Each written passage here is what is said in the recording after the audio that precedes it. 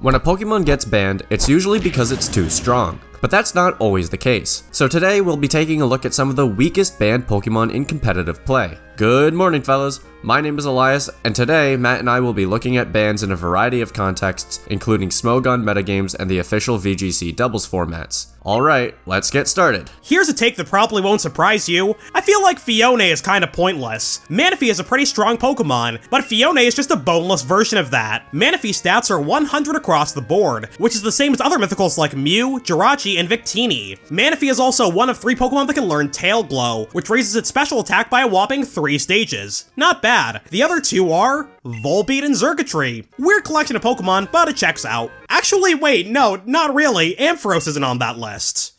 Anyway, Phione is just the worst version of Manaphy. They have the same typing and the same ability in Hydration, but Phione's stats are worse in every area. All of Manaphy's base stats are 100, but Phione only has 80 across the board. Most regular fully evolved Pokemon have better stats than that, so if you have a choice between the two, Manaphy is the better choice. And Phione doesn't even evolve into Manaphy, it's just kinda there. Despite being so weak, Phione is banned in VGC formats. VGC almost always has a rule banning mythical Pokemon, and that's primarily for accessibility reasons. Since mythicals are usually obtained through limited time events, some people just won't have access to them. If you miss the event's time frame, you're out of luck. In earlier generations, events were exclusively in person, and there were many countries where they just weren't run. So even though there are online events now, and you can catch some mythicals during normal gameplay, a ban on mythicals helps level the playing field. That was kind of rough there, Matt. You feeling a little anti-intellectual today? No, not really. Just a little hoarse. That would be H-O-R-S-E. Yeah, tomorrow I'll be feeling donkey. Yeah, exactly. Out of all the mythicals, Phione is the weakest with a base stat total of 480. Fun fact, by the way, its stats are exactly the same as Glalie, and it's not even roided up refrigerate Mega Glalie. I'm talking dollar store Glalie. Phione and Glalie both have 80 in every stat, and at least Glalie can cause some chaos and break the game with Moody. Phione is just straight up bad, but since all mythicals are banned in VGC, that means Phione is banned as well. Mythicals were allowed in VGC one time though, in Sword and Shield Series 13. Unfortunately, Phione isn't obtainable in these games, so it missed its one chance to be doubles legal. But even then, why use Phione when you could just use better Phione? Manaphy wasn't available in Sword and Shield either, but that's besides the point. Oh, we are doing our best today. Yeah. We're both feeling a little under the weather, but the show must go on, right? No, I want to go to sleep. Can we stop? I mean, do you actually? No. Alright, so there's a terrible mythical that was banned. How about a terrible box legendary? In Smogon singles, the most popular tier is Overused, the default tier where most Pokemon start. Over time, the less used Pokemon will drop to lower tiers, and Pokemon that are too strong will be banned to Ubers, and that system usually works pretty well. Most of the time, box legendaries like Xerneas or Lunala don't get a chance in OU though. They're usually banned to Ubers as soon as each generation begins. They're almost definitely going to be overpowered, so why bother testing them out? That would just be a waste of everybody's time. And it was no different for the mascots of Pokemon Sword and Shield. Zacian and Zamazamazamazamazamazamazamazamilion. You come and Zamazenta. Both of them started Gen 8 and... Huh? Do you not know that song? No, continue. No. Yeah, I don't know that song. Yeah, look up Karma Chameleon after this. Both of them started Gen 8 in Ubers. Zacian is one of the strongest Pokemon of all time. In fact, it was so strong it got banned from Ubers, and sent to the next tier up, anything goes. But its counterpart I was about to say Zacian again. But its counterpart Zamazenta was absolutely terrible. It was so bad, in fact, it nearly dropped to OU in Generation 8. That didn't come to pass, but it was still awful in Ubers. Zamazenta's stats look good on paper, and so does its ability Dauntless Shield, which raises its defense by 1 stage each time it switches in. Awesome, so we can use it as a wall and have it eat hits forever and ever and ever, right? Well, not really. Zamazenta has good bulk, but it falls flat thanks to its typing and move pool. Pure Fighting isn't the worst typing in the universe, but it means Zamazenta is weak to Fairy, one of the best types in the game. And there's some incredible Fairy type legendaries like Xerneas and its own sister Zacian. It's also weak to Psychic, which is, not great when that's the most common type for legendaries. Defensive Pokemon ideally have some reliable form of HP restoration, like Recover or Roost. Zamazenta doesn't have access to any recovery moves aside from Rest, which isn't a great option since it puts you to sleep. With no good way of healing besides holding leftovers, a defensive Zamazenta will be worn down over the course of the game. Zamazenta also isn't a great offensive Pokemon either. Its best boosting move is Howl, which raises its attack by 1 stage. Meanwhile, Zacian gets Sword Dance, which raises its attack by 2 stages, and its ability Intrepid Sword also raises its attack when it switches in. The attacks Zamazenta has access to in Gen 8 aren't the greatest either. Body Press would be a great option, because it uses your defense stat to calculate damage instead of your attack. And Zamazenta's defense is obviously high, so that's going to do some big damage. But Zamazenta can't learn this move in Gen 8. You'd also see it use mediocre attacks like Wild Charge and Ice Fang, because it just doesn't have a lot of choices. So with no recovery move to make a defensive set work, and lackluster offensive options, Zamazenta's default hero form is absolutely terrible in Ubers. Zamazenta can hold the Rusted Shield to turn into its crowned form, but that creates a new set of wrinkles. Its stats are off the charts and against the Steel type, yeah, but since the shield takes up its item slot, it can't hold leftovers. That hurts its viability as a wall, because the only way to heal whatsoever is rest, and running rest and sleep talk is unreliable, because you're putting yourself to sleep. You also run the risk of wasting turns if sleep talk calls rest and fails. Zamazenta Crown is better than the hero form, but it's still not great. The Crown form is C+ rank in Gen 8 Ubers, which is lower than Pokemon like Slurpuff and Shuckle. And if things weren't bad enough for Zamazenta, it actually got nerfed in Gen 9. The hero and crown forms both lost 20 base stat points, because that was totally unnecessary. Oh, whoops, because that was totally necessary. You failed at sarcasm, you should feel bad and you suck. I should feel bad and I do suck. See, I just failed sarcasm again. You lose! Anyway. Dauntless Shield was also nerfed, and now it only activates once per battle instead of every time Zamazenta switches in. Granted, Zacian also got corresponding nerfs, which were definitely appreciated, but come on man, just cause one legendary is overpowered doesn't mean it needs to drag its counterpart down with it. Did I say counterpart or counterpark? I think you said counterpart. If you said counterpark, I don't care. The Dauntless Shield nerf means that if Zamazenta comes into battle then switches out, it'll be frailer when it comes back in. All of these factors actually led to Zamazenta getting unbanned in Gen 9. The Crown form quickly got banned again and sent back to Ubers, but the hero form is still an OU to this day. Zamazenta looks decently strong on paper, but its stats clash with nearly everything else about it. Zamazenta got Body Press in Gen 9, but at this point it's a little too late. Zamazenta Hero is one of the weakest box legendaries of all time. But we're not just here to talk about weak legendaries. There are some unevolved Pokemon that are just awful, but they get banned indirectly for various reasons. So next up, let's take a look at some unevolved Pokemon that are banned thanks to their abilities. Most singles metagames ban evasion boosting moves like Minimize and Double Team, and sometimes they take it a step further and ban evasion abilities like Sandveil and Snowcloak too. So it's possible to get locked out of a metagame because your only abilities are banned. Sandveil is banned in OU in Gens 3 and 4, and it's the only possible ability for several Pokemon. So despite not being all that strong, Cacnea, Gible, and Sandshrew are banned from OU, because they don't have any legal abilities. The same goes for their evolutions, of course, but this video is about the weakest banned Pokemon. This problem was alleviated in Gen 5, though. Sandveil is still banned, but every Sandveil Pokemon got a hidden ability. Now you could bring Gible to an OU battle, but it would have to use Rough Skin. Cacnea has to use Water Absorb, and Sandshrew has to use Sand Rush. Huh? Upon further review, Sandshrew is still effectively banned, because Sand Rush got banned as well. It wasn't always this way though. Over time, Excadrill caused a lot of issues with Sand Rush. It started the way you might expect. You'd bring Tyranitar to set up Sandstream, which activates Excadrill's Sand Rush, boosting its speed. That's spelled wrong, boozing its speed. Nice. This proved to be overwhelming, so having Sandstream and Sand Rush on the same team was eventually banned. But then Excadrill started to use Sand Rush on rain teams as well, so if your opponent brings a sand team, Excadrill could obliterate them. With the ability causing issues on sand and rain teams, Sand Rush was banned entirely, so that still leaves Sandshrew with no usable abilities in OU. It's banned because completely different Pokemon were causing unlimited shenanigans. Now, we love unlimited shenanigans on this channel, but sometimes you've got to keep them under control. Unfortunately for Sandshrew, the way they went about dealing with the shenanigans in this case had some unintended consequences. Diglett is also effectively banned in Gen 4 OU for similar reasons. Its two abilities are Sandveil, which we've already gone over, and Arena Trap. Trapping abilities are incredibly powerful, so they often find themselves on the chopping block as well. Arena Trap allows Dugtrio to switch into a Pokemon it counters, then just delete them from the game. Its opponent can't switch out, so if they can't do anything to Dugtrio, they just die. So with Arena Trap and Sandveil both being banned, Diglett had no abilities left, and it was effectively banned from Gen 4 OU. It was unbanned in Gen 5 though, thanks to its new ability Sandforce. Would anyone use Sandforce Diglett in Gen 5 OU? Nope.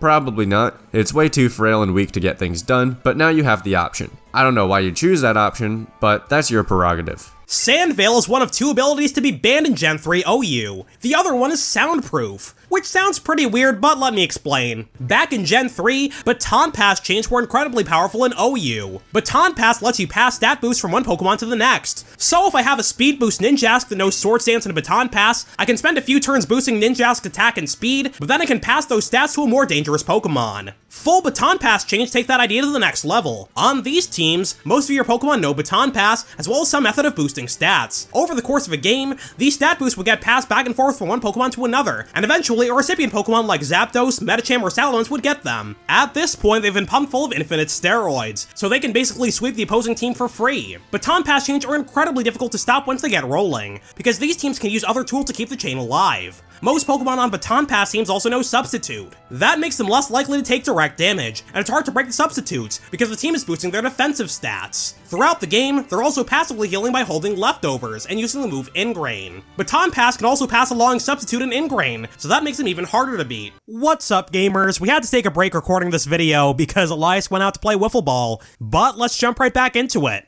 One way to beat Baton Pass chains is by using the move Perish Song. This move causes all Pokemon in the field to faint in 3 turns, unless they switch out, but Baton Pass also passes the Perish Song counter, so this move forces Baton Pass teams to either break the chain or let a Pokemon faint. In either case, all their progress is lost, which gives the other team a chance to turn things around. Well, not exactly. To counter Perish Song strats, Mr. Mime became a popular choice on Baton Pass teams. Its only ability at the time, Soundproof, makes it immune to sound-based moves. That includes Perish Song, so that's not a consistent way to break the chain. So Soundproof was banned in Gen 3 OU, which is just one of about a million ways Baton Pass was balanced. Baton Pass itself isn't banned, but there were a ton of bans enacted over the years to make sure it's not overpowered. So besides Mr. Mime, there's one unevolved Pokemon that was effectively banned because of this change. Whismer's only ability is Soundproof, meaning there's no way to legally use it in Gen 3 OU. The same goes for its evolutions Loudred and Exploud, but once again, we're focusing on the weakest ones for today. For more videos like this, subscribe to MEPlaysGames. You can also support us by becoming a channel member. You'll get a shoutout at the end of each video, and if you join at the Nintendo level, you'll gain access to exclusive Let's Plays. Oh, the Nidorino level. You'll get a shoutout at the end of each video, and if you join at the Nidorino level, you'll gain access to exclusive Let's Plays. As of now, you can check out Matt playing new Super Luigi U. Let's switch things up for a bit, because I wanted to talk about this ban in a video. Most of the unevolved Pokemon in this video are banned for reasons other than how strong they are. But our next entry is actually genuinely overpowered in one format. Cottonee doesn't seem all that great at first glance. A base stat total of 280 is atrocious, and its attacking stats are virtually non-existent. But Cottonee has the ability Prankster, and it can also learn the move Leech Seed. That combination is exclusive to Cottonee and its evolution Whimsicott,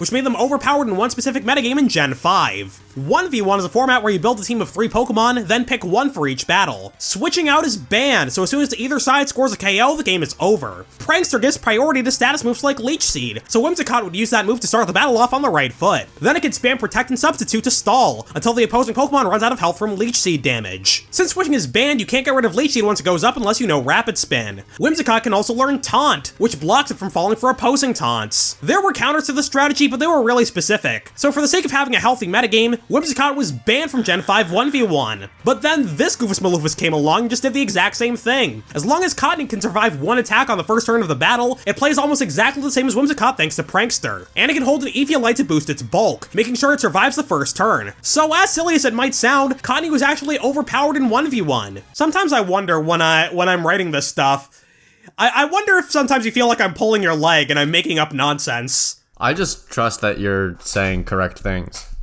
For the most part, it's right. Like a couple of the exact details might be wrong, but yes, Cottonee was banned. In modern generations, Cottonee and Whimsicott aren't as problematic because a lot of mechanics have changed since Gen 5. Starting in Gen 7, Dark types are immune to Prankster boosted moves, so Cottonee can't use Leech Seed on them. Starting in Gen 6, most sound-based moves hit through Substitute, so you can hit Cottonee with moves like Boom Burst and Big Buzz. So you can hit Cottonee and yeah. Bug Burst and Boom Buzz. This show's a disaster. So you can hit Cottonee with moves like Boom Burst and Bug Buzz. Cottonee also gained the Fairy type in Gen 6, which makes it double weak to poison. It also gave Cottonee a weakness to Steel, so being pure grass like it was in Gen 5 is actually better in this specific circumstance. A pure grass type is slightly better than a grass fairy type defensively, which is an important detail when you can only use one Pokemon. But when Cottonee was introduced in Gen 5, it had the perfect combination of traits to obliterate the 1v1 metagame, despite its terrible base stat total. The next banned Pokemon I want to talk about are Caterpie and Weedle. I'm dead serious right now. These guys used to be banned in certain formats. Nowadays, if a fully evolved Pokemon is in one tier, you can usually use its pre-evolutions in the lower tiers. But that wasn't always the case. For a while in Generation 3, Pokemon that aren't fully evolved were banned from the second tier UU. Not the bottom tier NU, not the top tier OU, just the middle one. Except Scyther was allowed for secret mystical reasons. Nah, I'm not gonna dunk on this decision too hard, because competitive Pokemon barely existed during Gen 3. When things are just starting out, it's not immediately obvious what the rules should be. I mean, look at Melee. Pokefloats used to be tournament legal in that game. What are Pokefloats?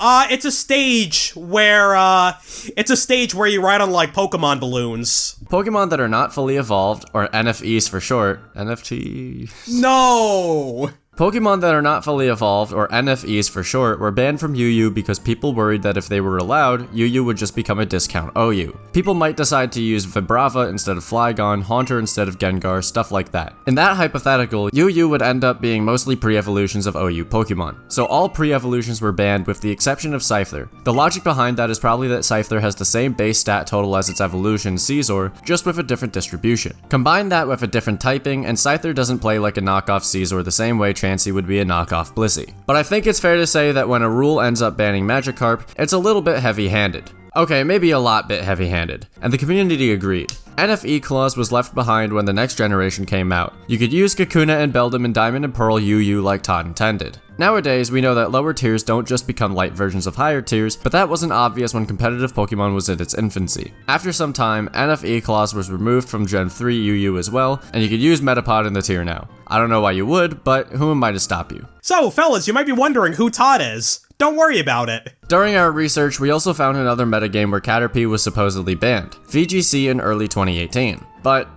as far as we can tell, that's just not true. Pokemon Ultra Sun and Ultra Moon had just come out, and there was a game-breaking glitch caused by a couple of moves, namely the non-ghost type version of Curse, Power Trick, Forest's Curse, and String Shot. So those moves were banned, but the Pokemon that can learn them were still allowed. You could bring a Caterpie to battle as long as it doesn't know String Shot. Don't bring Caterpie to a VGC battle though. If all of the Pokemon that could learn the game-breaking moves were banned, then fellas like Snorlax and Aegislash would have to be banned as well. And, they weren't. Aegislash can learn Power Trick, but it was on some of the highest placing teams at the Dallas Regionals. Chatter is a unique move introduced in Generation 4. It's the signature move of Shoutout, and I think Game Freak wants to pretend this move never existed. In the DS games, Chatter has different functions in battle and in the field. If you use it while you're out and about in the world, you can use the DS's microphone to record your own audio, which becomes Shoutout's cry. As an attack, Chatter is a 65 base power flying move, which is pretty weak, but depending on the volume of your audio recording, the move has a certain chance to confuse the target. By default, the confusion chance is 1%, which is the same chance as hitting one Focus Blast. But the louder the audio, the higher the confusion chance. The move maxes out at 31%. In Gen 5, it was nerfed to max out at 10%. So if you just like screamed into the microphone. Yeah, it would max out, exactly. Okay. So you can... You sent out Shoutout. Of course, the problem with this move is that you can record whatever you want. That's especially a problem when that audio plays every time Shoutout enters the battle. So you know, there's gonna be some people who make Shoutout say some awful things. To ensure VGC tournaments and online battles stayed PG, Shoutout was banned from competitive doubles in 2013, as well as online play throughout Gen 5. It was allowed online in Gen 4 because there was no random matchmaking system, so you couldn't battle against strangers. Chatter's field move functionality was removed in Gen 6. It can't be used to record audio anymore, but in exchange, it's now guaranteed to confuse the target. Shoutout is one of the weakest normal flying types, so you wouldn't want to use it in VGC either way, but it was banned for one generation to make sure Chatter didn't cause problems. Next up is a ban I touched on in a previous video. Wobbuffet was banned in Gen 3 OU thanks to its ability Shadow Tag. Like Arena Trap, Shadow Tag traps the opposing Pokemon. Wobbuffet's main method of doing damage is the move's counter and Mirror Coat, with Destiny Bond also being an option. That's mostly because it can't learn any traditional attacks, but that's besides the point. Counter and Mirror Coat deal double the damage Wobbuffet took from an attack, and since this blue Goofus Maloofus has super high HP and low defenses, it's going to be taking a lot of damage. So without being able to switch out, or attack Wobbuffet without likely being countered, there's a good chance something on your team is going to die. But we're not here to talk about Wobbuffet. Nope, this section is about its pre-evolution Wynot, which was also banned for the same reasons. Obviously, Wynot has lower stats, which makes it weaker overall, but its lower defensive stat means it'll deal more damage with its counterattacks than Wobbuffet. At the end of the day though,